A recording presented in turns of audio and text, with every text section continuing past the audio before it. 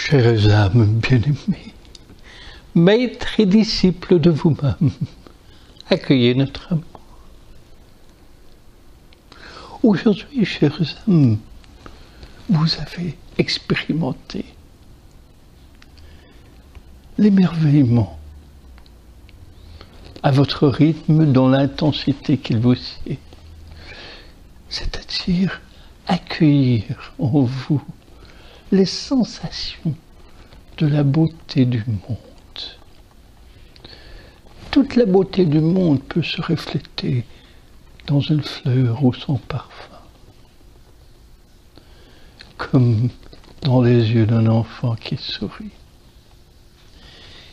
Il est essentiel qu'aujourd'hui, chacun s'assure que chaque jour, il accueille les sensations de la vie sous toutes ses formes en lui, pour qu'il y ait de plus en plus de satisfaction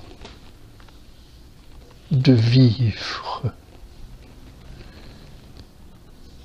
Vous êtes venus sur cette terre qui vous offre de multiples offrandes et dont vous pouvez, bien sûr, vous nourrir. Dans vos vies, aujourd'hui, il y a plusieurs difficultés, des écueils, des entraves, des obstacles. Lorsque votre attention est continuellement sur ces obstacles, il est évident qu'en fin de jour, des frustrations se logent en vous, que vous en soyez conscient ou non. Et jour après jour, ces frustrations s'intensifient et entraînent encore des réactions de votre part. C'est pourquoi nous vous avons proposé qu'il y ait pour le moins 51% de beauté dans votre journée. Il ne s'agit point d'occulter les difficultés. Il s'agit simplement de poser son attention sur des éléments qui ne sont pas des difficultés, et bien au contraire, qui sont des beautés, qui sont stimulantes pour vous. Vous faites partie, vous, des beautés de ce monde, bien que souvent vous ne sachiez vous reconnaître comme tel. Et comme vous faites partie de ce monde, il est important que, par vos sensations de celui-ci, vous connectiez davantage au monde naturel. Les difficultés ne sont pas naturelles. Vous n'êtes pas venu sur Terre pour vivre de la douleur ou des déséquilibres ou des difficultés. Et pourtant, celles-ci sont présentes dans vos vies, et bien présentes. Alors si l'on se tourne vers elles le moment, puisqu'elles ne sont pas que cela dans votre vie, cela c'est un élément important pour vous. C'est qu'il y a autre chose que ces difficultés, que tout ce que vous avez à accomplir, du moins ce que vous croyez que vous avez à accomplir, c'est autre chose. C'est des choses qui vous font vibrer. Alors, il est plus simple de se tourner vers les difficultés pour mieux comprendre ce qui se manifeste pour vous. Réalisez, s'il vous plaît, chères âmes, que chaque difficulté, que ce soit une douleur, une maladie, ou des difficultés dans votre travail, ou des difficultés relationnelles, chacune se présente dans votre vie afin de vous souligner quelque chose en vous, dans votre façon d'être ou de vous exprimer, qui aurait davantage à se transformer. Une douleur dans le corps vous indique que il y a quelque chose dans votre façon de vivre qui nécessite une transformation, car tel que vous êtes actuellement, cela provoque une douleur. C'est simple, c'est pure logique, n'est-il point? Si votre façon d'être et de vivre génère de la douleur, vous avez avantage à changer des éléments dans votre vie ou dans vous qui correspondent mieux à ce que vous êtes venu vivre, qui correspondent mieux à votre corps. Il en est de même pour tous vos soucis.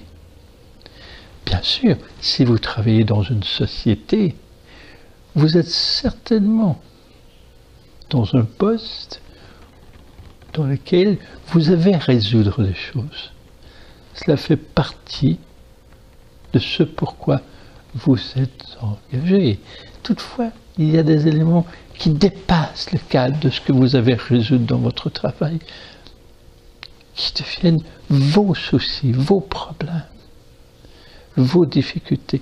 Et chacune de vos difficultés veut vous parler de vous, veut vous parler de quelque chose qui a à se transformer. C'est la façon dont vous êtes ou de la façon dont vous pensez, que vous agissez, la façon dont vous êtes en relation, enfin, tout ce que vous êtes qui va générer une difficulté si ce n'est pas en pur équilibre et harmonie. En fait, la difficulté n'est pas une punition de l'univers, n'est pas parce que vous êtes bon ou mauvais.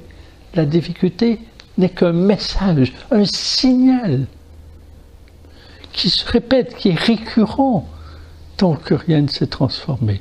Mais si tout ce qui est difficile dans votre vie est accueilli un à un pour que vous tentiez de voir en vous qu'est-ce qu'il y a à transformer, plutôt que de vous sentir la victime de l'autre ou de ce qui se passe, si vous voyez chaque élément comme un message, un signal, et que vous tentiez de le décoder de l'intérieur pour changer quelque chose, que ce soit dans votre regard, dans votre façon d'exprimer, dans votre façon de vivre ou de vous alimenter, tant au niveau physique, émotionnel ou intellectuel, eh bien, vous en viendrez que avoir de moins en moins de difficultés, et que chaque difficulté pour vous,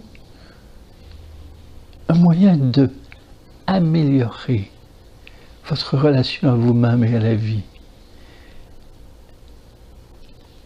Les entraves qui se présentent dans votre déploiement lorsque vous ne parvenez pas à être ou à faire ce que vous avez envie de faire sont aussi ce type de signal. Et voilà que si vous accueillez ce propos en vous, alors toute votre journée devient de plus en plus intéressante. D'une part, vous posez votre attention sur ce qui est beau, qui apporte des sensations joyeuses, de bien-être, et qui vous stimule. Et d'autre part, il y a votre travail qui vous emporte, qui vous permet de vous déployer, ressentir aussi du bien-être. Il y a des difficultés qui vous amènent à évoluer pour être davantage vous-même, davantage dans votre vie, dans votre déploiement. Ainsi, tout dans votre vie viendra qu'à collaborer à votre évolution. Et c'est ainsi que nous vous proposons de vous transformer. C'est donc ce propos un premier jet, mais tout de même qui vous invite à poser votre attention sur vous. Plutôt que de tenter de résoudre les difficultés à l'extérieur de vous, plutôt que de penser que quelqu'un a fait une faute, quelqu'un a tort, ce qui est possible. Mais pour vous, l'intérêt, c'est d'aller à l'intérieur de vous et de voir qu'est-ce que cette situation vous invite à vivre. Cela peut simplement vous aider à être plus compatient. Cela peut vous inviter à être plus à l'écoute de l'autre. Si l'autre, par exemple, a fait de grandes erreurs et a l'impression que c'est de votre faute, eh bien, la seule écoute de cette situation peut vous amener à être plus à l'écoute de l'autre, plus dans une compréhension de l'autre, pour être dans une véritable relation. Ainsi, vous devenez de moins en moins critique, de moins en moins vous projetez les erreurs sur les autres, même si ce n'est pas vous qui avez créé la difficulté, puisqu'elle est dans votre vie. Elle a quelque chose à vous dire pour votre évolution. Cela fait en sorte que même lorsque vous êtes dans l'expression, vous êtes en état de vous ressourcer. Mais oui, plus que, imaginez que vous êtes dans une expression de vous, vous créez, vous œuvrez, et qu'il y a des difficultés. Cette difficulté, si vous l'utilisez pour retrouver qu'est-ce qu'elle veut vous transmettre, comment elle vous parle, d'équilibrer quelque chose, d'harmoniser quelque chose, d'ouvrir quelque chose en vous, alors elle devient une partie de votre ressourcement. Le ressourcement, c'est ce qui vous permet de continuer à œuvrer et d'être de plus en plus vous-même, de plus en plus un être de lumière qui se manifeste sur terre. Or, si vous utilisez les difficultés comme nous vous le proposons, alors elles deviennent aussi presque un ressourcement pour vous, puisqu'elles agissent comme le ressourcement en favorisant une élévation de votre être, tout comme la beauté du monde. Or, cette beauté du monde, vous savez, chers âmes, très souvent, par le passé, les religions, même quelques voies spirituelles, vous ont proposé d'être plus dans l'ascétisme, c'est-à-dire de ne pas jouir de ce que la terre et ses éléments vous offrent. Or, nous vous proposons l'inverse. Nous vous proposons de jouir de la vie. Mais bien sûr, entendez-nous bien, de jouir afin de retrouver vraiment l'éveil de l'être qui vit sur terre dans la joie et dans la grâce. L'on ne vous dit pas de abuser des éléments qui sont offerts, mais d'en jouir. Si par exemple, vous utilisez des légumes, des épices et concoctez un merveilleux repas, sain, vivant, organique, alors vous avez la possibilité de vous en nourrir au niveau éthérique, mais vous avez aussi la possibilité au niveau physique de savourer l'association des aliments et ainsi vous émerveiller encore une fois de la vie par la saveur et par tout ce que cela vous apporte. Toutefois, si ce mets savoureux, vous en reprenez encore et encore et encore et trop, eh bien, vous créez un déséquilibre en vous. L'abus ne sert à rien. Il en est de même pour, par exemple, le vin. Le vin est issu de la terre. Vous goûtez le vin, c'est une boisson riche et qui est vraiment stimulante pour votre corps, qui agit très bien dans votre corps. Toutefois, si vous prenez 2, 3, 4 verres ou une bouteille, là, votre corps est plus en difficulté. Et cela n'est-il pas vrai dans tout de votre vie? Tout ce qui est bon et merveilleux devient tout à coup agent de problème lorsqu'il y a abus. Nous vous proposons, pour évoluer, de savourer le monde entier. Que vous puissiez vous unir aux arbres, aux plantes, aux fleurs, à l'eau comme aux étoiles, pour ressentir que vous êtes un, est une véritable sensation de joie, comme lorsque vous pouvez savourer un peu de vin.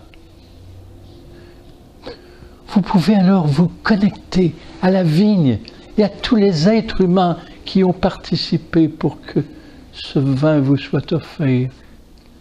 Cela devient tout à coup une célébration de la vie et un moment d'union à tout ce qui a participé. Vous devenez alors vous-même un grand rituel d'amour et la lumière fuse de vous. Lorsque vous vous gavez de ce vin ou de cette nourriture, là, vous n'êtes plus un rituel sacré, vous n'êtes plus une lumière divine à ce moment-là.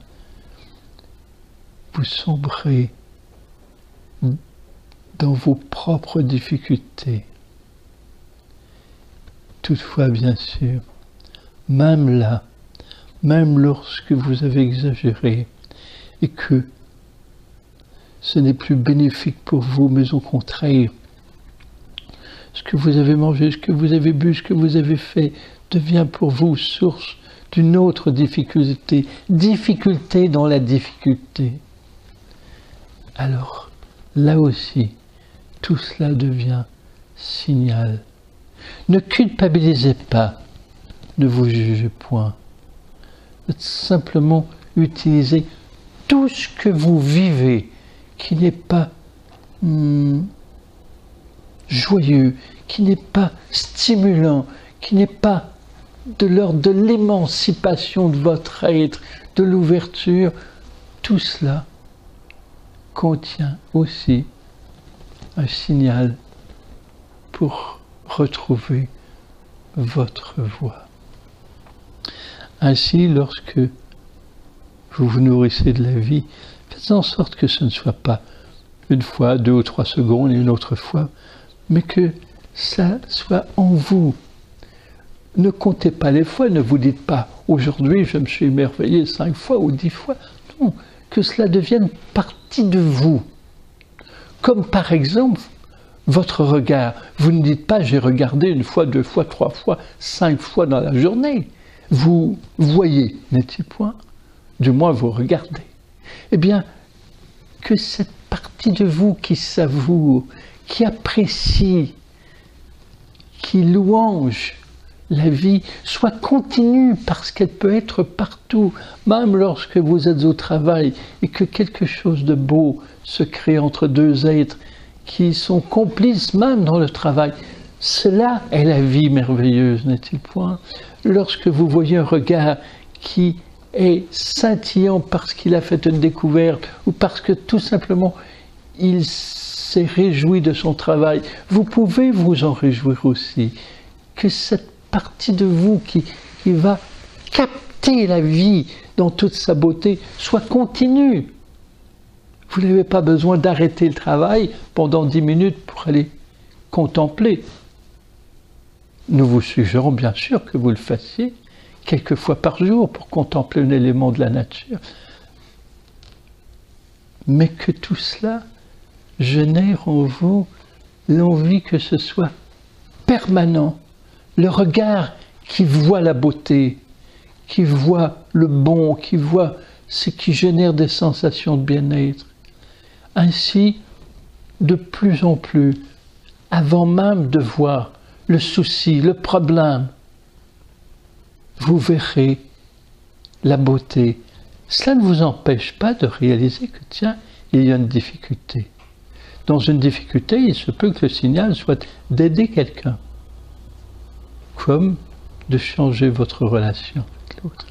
Alors, chères âmes, aujourd'hui, sous l'apparence d'une expérience simple, il y a la possibilité d'un très grand changement de votre être pour être de plus en plus un maître qui, à chaque instant, reconnaît et savoure la beauté sans nécessairement écarter ce qui ne l'est pas, mais en allant recevoir un message de ce qui n'est pas beauté pour collaborer à le transformer. Aujourd'hui, chères âmes, lorsque bientôt vous vous préparerez à vous endormir, imaginez un lieu qui vous est très personnel, un lieu qui n'existe pas sur Terre. Imaginez un lieu qui soit une forme d'île quelque part dans l'univers, une île où toute la beauté du monde que vous aimez est présente. Il y a la nature, peut-être les petits ruisseaux, les cascades, il y a peut-être l'océan tout autour, les plages merveilleuses, les montagnes et le vent chaud, en fait tout ce que vous aimez, des fruits, des plantes savoureuses. Imaginez tout ce que vous aimez sur cette île.